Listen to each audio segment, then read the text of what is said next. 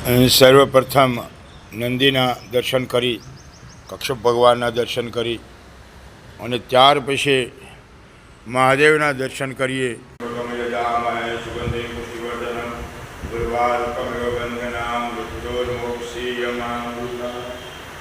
મિત્રો, આ શિવલિંગનું ફૂલ કહેવામાં આવે. 108 નાગ છે ઉપર અને વચ્ચે પણ 108 શિવલિંગ છે. વચ્ચે છે એ મહાદેવ અને આમને પાંડવ ફૂલ પણ કહેવામાં આવે છે. એટલે આ શિવલિંગ ભગવાન કૃષ્ણ મહાદેવને અર્પણ કરતા હતા. એટલે આપણે પણ એને કરી અને આપણી દરેક મનની ઈચ્છાઓ તેમજ ભગવાન શિવ આના પર પ્રસન્ન થાય, એમની દરેક કામનાઓ સિદ્ધ કરે છે. તત્પુરુષાય વિદ્મહે મહાદેવાય ધીમહિ તન્નો